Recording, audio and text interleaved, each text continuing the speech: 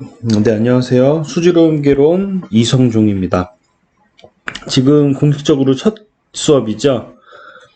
이게 수지로운 개론이 원래 월요일 1, 2교시인데, 제가 월요일하고 수요일하고 수업을 착각해서 수요일 수업을 월요일에 볼 수 있게 올렸어요. 그래서 제가 그때 안내 메일을 드렸고, 어저께 올리기로 했는데 어저께 제가 병원에 다녀오느라고 좀 못했습니다. 그래서 많이 회복이 됐고, 그래서 오늘 다시 이제 새롭게 첫 수업을 올리게 되었습니다.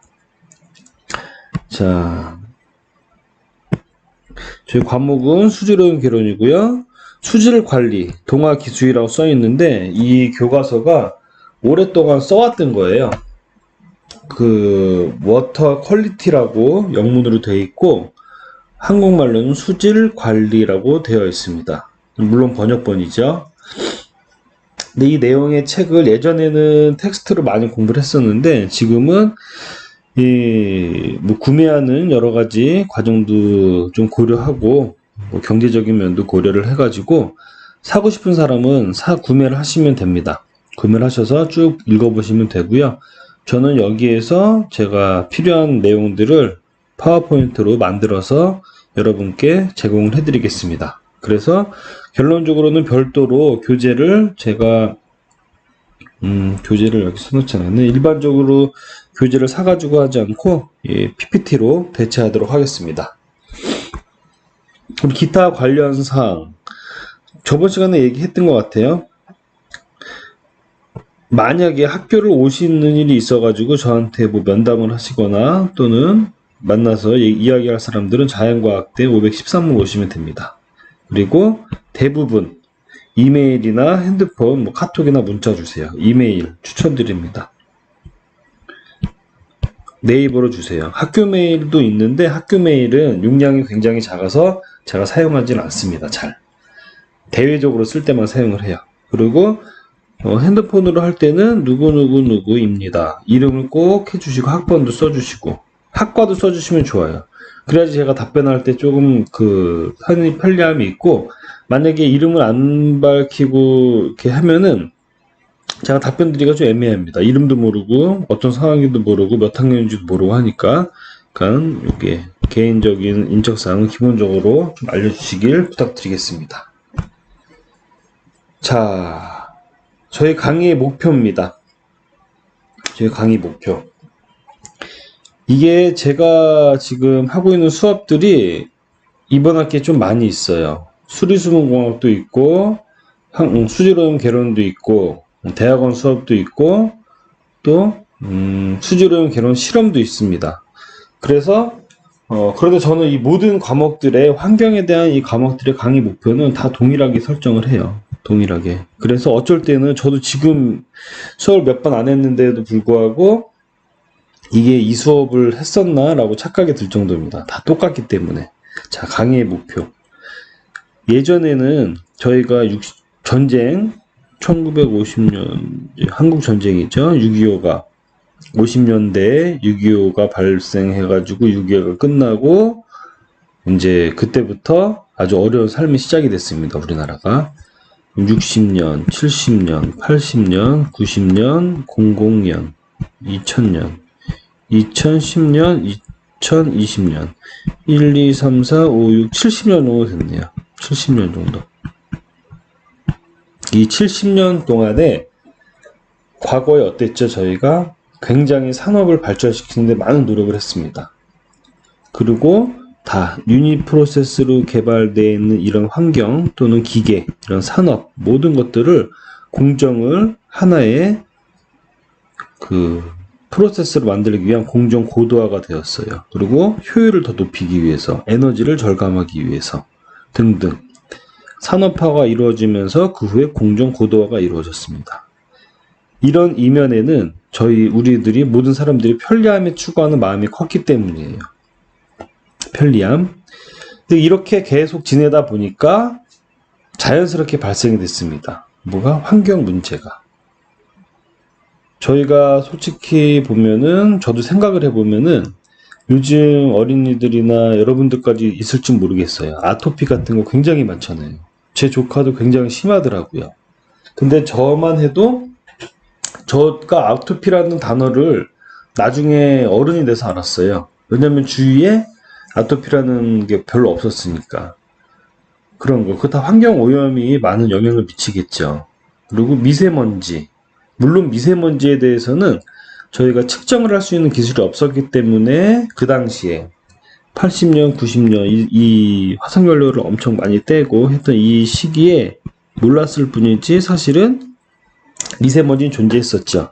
그래도 점점점 이런 누적된 대기 오염들에 의해서 우리가 마스크를 쓰게 되고 대기가 뿌옇고 굉장히 많은 심각한 일들이 많이 발생이 되었습니다. 그러다 보니까는 제가 볼 때 지금은 이런 산업화, 공정고도화, 편리함 추구 이런 산업적인 것보다는 이런 환경 쪽이 있는데 무게가 훨씬 많다. 시소로 제가 비교를 했어요. 시소를 비교를 했는데 더 무게가 있다는 것을 표현하기 위해서 했습니다. 수질오염, 대기오염, 토양 지하수 오염, 그리고 기후변화 이런 것들에 의한 환경 문제를 해결하는데 우리가 많은 관심이 있어요. 저도 물론 관심이 많고요. 여러분들도 관심이 있을 겁니다. 그리고 앞으로 여러분들이 사회에서 일을 할 최소 5년에서 10년 정도 후에 어떻게 될지 모릅니다. 요번에 저희 그 홍수 났었죠? 전혀 예측을 하기가 어려웠을 거예요. 기후변화 때문에. 예측이 안 됩니다. 그죠? 돌발적으로 나오고 아주 순식간에 엄청난 강우량가 내리고 제주도는 막 뉴스 보니까 1000mm씩 오더라고요. 우리나라가 연평균 강수량 몇입니까 여러분? 대략 1200mm 정도 됩니다. 연평균이. 근데 장마 때 또는 태풍 온다 그래가지고 한 이틀 만에 1000mm씩 내립니다. 부산 막 500mm씩 내리더라고요. 이 감당이 되는 수준이 아니에요 저희가. 우리나라가. 이게 다 기후변화 때문에 예측하기가 어려웠을 겁니다. 즉 환경 문제를 이제는 우리가 조금 더 고민하고 관심 있게 봐야 된다는 내용입니다. 그래서 본 강의의 목적은 환경공학 실무 및 연구에 대한 기초 능력을 배양하고 환경에 대한 사고 방향을 이끌어주고 전문 연구 분야를 선택할 때 도움이 되게 하며 나아가 앞으로의 연구에서 얻게 될 개념을 더욱 훌륭하게 발전시킨다. 자, 아주 좋은 내용이죠. 근데 여러분들 중에서도 환경 전공을 살리시는 분이 있을 거고 안 살리시는 분이 있을 겁니다. 자, 살리실 분들은 이 말대로 전문 분야를 선택할 때 도움이 되었으면 좋겠고요. 앞으로 더 공부를 하실 분들 많겠죠. 대학원도 가고 석박사도 이렇게 하고요. 연구에서 얻게 될 개념을 더 훌륭하게 발전시키는데 기초적으로 활용이 되었으면 좋겠습니다. 그리고 전공을 안 살리시는 분들도 환경에 대한 문제는 기본적으로 직군을 불문하고 항상 이슈가 되죠. 많은 이슈들이 되기 때문에 면접 같은 거 볼 때도 많은 도움이 될 수 있습니다. 그러니까 참고로 잘 들어주시고 지금 본 수업이 수강생이 굉장히 많은 편이에요. 많은 편이고 대부분 환경화학을 들으신 분들이라고 제가 생각이 됩니다. 그렇기 때문에 수업 방식은 대부분 좀 친숙하실 거예요. 다 잘 아실 거라고 생각하고 1학기 때와 마찬가지로 절대평가입니다. 절대평가고 제가 환경학을 들으신 분은 알겠지만 점수를 잘 주려고 굉장히 노력을 하는 편입니다. 특히 온라인 강의를 하는 지금 시점에서는 여러분들이 셀프 스터디 하는데 굉장히 어렵거든요. 강의를 들을기도 어렵습니다. 만약에 노트북 없는 사람은 어떡할 거예요. 그죠? 여러 가지 애먹는 일이 많기 때문에 여러분들이 최대한 공부를 하기 편하게 쉽게 제가 배려를 해드릴 거고 제가 목표하는 대로 여러분들이 열심히 쫓아와 준다면 목표하시는 점수를 얻게끔 제가 많이 신경을 써 드릴 겁니다. 그러니까 최대한 여러분들도 열심히 해주시고 저도 열심히 하도록 하겠습니다. 자, 내가 생각하는 수질오염 물질은 사람마다 다를 거예요. 지역마다 다를 거고요. 나라마다 다를 겁니다. 자, 자신이 생각하는 수질오염 물질, 과거, 현재, 미래. 자, 각각의 물질들이 여러분들 마음속에 있을 거예요. 어떠한 환경 문제를 야기시킬 수 있는가? 또 이런 것들을 방지하려면, 또 어떤 오염물질 된 거를 오염원을 제거하려면 어떠한 대책을 마련할 수 있을까? 저희가 충분히 평상시에 생각할 수 있는 내용입니다. 그리고 어디서든지 환경을 전공했기 때문에 누구한테든 질문을 받을 수 있는 내용이에요. 자, 마음속으로 한 번씩 잘 생각해 보시도록 하세요. 자, 과거에는 어떤 오염물질들이 있었을까요, 여러분? 물론 뒤에도 나오지만 과거에는 염, TDS, Total Dissolved Solid입니다.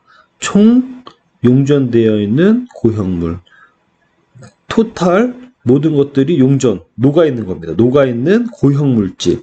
녹아서 없어지는 거 아니에요. 예를 들면 아주 쉽게 우리가 이해하려면 녹지 않고 용전되어 있는 고형물이 무엇인가?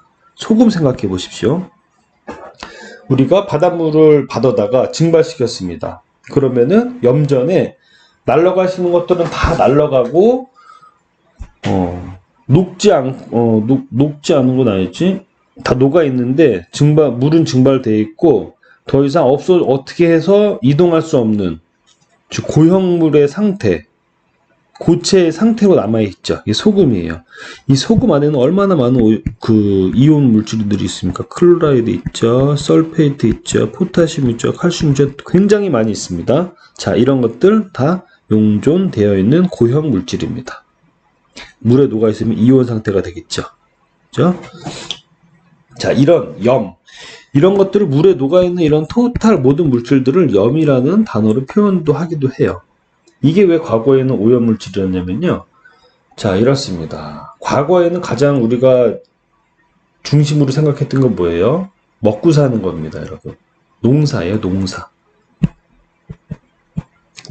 농사에 필요한 물은 해수인가요, 담수인가요? 당연히 담수겠죠. 바닷물로는 농사를 질 수 없습니다. 담수예요. 이 담수이기 때문에 해수 속에는 많은 염이 있을 거고 담수에는 상대적으로 적은 염이 있습니다. 다시 말하면 해수에는 많은 이온물질들이 녹아 있을 거고요. 담수에는 해수보다는 훨씬 더 적은 이온물질들이 녹아 있어요. 그걸 염이라고 한다 그랬죠. 자, 이 염이 적은 물을 많이 있는 거를 오염이라고 생각했어요. 적은 물을 선택해야 되기 때문에 우리가. 그래서 염이 많은 염을 오염물질로 생각을 했습니다. 자, 제가 많은 것들 중에서 예를 들어서 말씀드린 거예요. 각자 여러분들이 생각을 해보고 또 어떤 것들이 있는지 더 깊게 한번 생각을 해보십시오. 자, 현재는 뭐가 있을까요? 현재는 아주 그냥 제가 텔레비도 많이 나오는 것들, 녹조 라떼라는 말이 있을 정도입니다, 여러분. 녹조 라떼.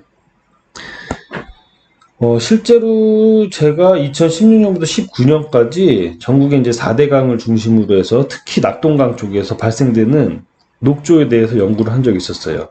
물론 지금은 이제 한강도 하고 있습니다. 근데 그때 가서 드론 갖다가 촬영도 하고 실제 물도 떠서 분석도 해보고 녹조가 진짜 어떻게 발생되는지도 봤는데 엄청나더라고요. 물론 녹조는 자연현상입니다. 자연현상. 이 조류에 대해서도 나중에 할 거예요, 여러분. 녹조가 잘 피려면 유속 느려야 됩니다. 그죠? 그리고 빛이라고 치면 온도도 같이 얘기할게요. 그래야 됩니다. 그리고 N, P 영양분이 있어야 돼요. 질소하고 인이 꼭 필수 조건입니다. 근데 수질에서는 여러분 이 질소하고 인을 뭐라고 이야기를 하냐면 영양염류라고 합니다. 그리고 우리에게 아주 처리해야 될 아주 중요한 처리 대상 물질이에요. 질소하고 인이. 수질에서는 굉장히 좀 민감한 오염 물질입니다. 왜냐하면 이 오염 물질들이 비료를 써도 나오죠. 우리 하수 처리 많이 하잖아요. 똥이나 배설물, 여러 가지 사체, 동물의 사체, 그리고 식물들이 떨어져서 부패돼가지고 내려오는 침출수. 자, 대부분 질소하고 인을 굉장히 많이 갖고 있어요. 이렇게 많이 갖고 있다 보니까는 우리가 하수 처리장에서 먹는 물을 만들기 위해서 또 하천에서 이런 녹조나 식물성 플랑크톤이 과량으로 발생하지 않기 위해서 우리가 아주 주의 깊게 보고 있는 항목입니다. 자, 그래서 현재는 이런 녹조 같은 거 오염물질로 볼 수 있을 것 같습니다. 자, 미래 어떨까요? 아주 그냥 간단한 상상으로 지금은 아주 큰 이런 질소인 우리가 다 아는 오염물질을 처리하고 있지만 우리가 모르는 물질들이 있을 것 같아요. 환경 호르몬 같은 거. 환경 호르몬 유기화합물이거든요. 우리가 모르는 게 굉장히 많습니다. 즉 아직 밝혀지지 않고 분석할 수 없는 물질들이 굉장히 많아요. 환경 호르몬은 대부분 생식에 영향을 미칩니다, 여러분. 그래서 위험한 거예요. 생식에. 그리고 호르몬을 환경 호르몬이라 그러면은 호르몬을 가장해서 얘네들이 뭐 미믹 그리고 블러킹 아주 중요한 역할을 하게 됩니다. 미믹은 유사성 유사를 뭐라고 하지? 미믹을 내가 마침 호르몬인 양 그 행동을 하게 됩니다. 그러면 호르몬의 기능성은 뭐 항원항체 반응처럼 뭔가 A, B가 딱 맞게 돼야 되는데 호르몬인 것처럼 해가지고 어떤 기능을 못하게 진짜 호르몬이 못 만나게 하는 거죠. 그런 거 블러킹이라고 하고 호르몬처럼 생각하는 걸 미믹, 유사하게 뭐 이런 모방 이런 내용입니다. 그래서 나중에는 이런 환경 호르몬에 대해서 문제들이 훨씬 많을 것 같아요. 제 생각에. 자, 여러분들도 이런 거에 대해서 정답이 없는 내용이죠. 스스로 한 번씩 생각을 해보십시오. 자, 수질 오염의 올바른 이해. 물의 특성. 자, 역사적으로 TDS가 아주 과거에 문제가 되었고 수질 오염 물질로 여겨졌었습니다. 이유는 아까 얘기했죠. 그리고 인구가 자, 여러분 이게 1번이 해결됐어요. 이게 1번이 해결됐습니다. 그 얘기는 뭐냐면 농사가 잘 된 거예요. 1차 산업혁명이 성공이 돼가지고 농사가 엄청 잘 됐습니다. 그러면 먹고 사는 거 걱정이 조금 덜 됐죠? 자, 인구가 폭발적으로 증가하게 됩니다. 그러면서 여러분 어떻게 됐습니까? 저희 이 당시에는요, 하수처리장 이런 거 폐수처리장 없었어요. 그냥 강물에 가서 빨래했고요, 강물에 가서 머리 감고 목욕하고 이랬습니다. 자, 그러다 보니까 인구 증가에 의해서 강물에다가 막 똥도 넣겠죠. 그죠? 그리고 소를 키웁니다. 가축에 나오는 분뇨, 이런 것도 비 오고 하면 강으로 그냥 다 쓸려 내려가겠죠. 자, 병원성 미생물, 병원성 세균들이 증식을 하게 됩니다. 그래서 많은 병들을 야기시켰죠. 인구 증가가 된 것도 했지만 이걸로 인해서 많은 사람들이 죽기도 했습니다, 여러분. 그리고 현재에는 이제 산업 발전이 이루어지면서 각각의 산업 발전의 산업의 어떤 용도에 따라서 수질을 용도로 구분해서 우리가 용도에 맞게 수질의 특성에 맞게 사용을 하는 것을 중요하다고 생각하고 있습니다. 그래서 이제 물과 위생, 보건 쪽이 아주 굉장히 중요한 내용이고요. 그리고 수질 오염과 자정작용. 제가 여기다 공학적인 새로운 아이디어가 발생 써놨습니다. 자, 공학적인 새로운 아이디어가 필요하다는 거예요. 근데 특히 자정작용에 대해서 우리가 아주 쉬운 내용이죠, 여러분. 오염돼 있어도 환경에 사는 그 수질에 있는 미생물이나 박테리아 이런 애들이 기능성에 작용을 해가지고 질소도 산화시켜가지고 질산화 과정을 일으키고요. 그런 질산화 과정에서 질산화된 거를 탈질시켜가지고 질소를 또 제거시켜 줍니다. 여러 가지 유기물들도 제거돼요. 유기물이 왜 제거될까요? 박테리아가 밥으로 먹으니까. 그죠? 이런 게 자정작용이에요. 그런데 이런 자정작용에 대해서 이거를 가지고 새로운 공학적인 아이디어를 만들어서 적용한 사례들이 최근에 많이 일어나고 있습니다. 자, 요거 다음 동영상에 이어가겠습니다.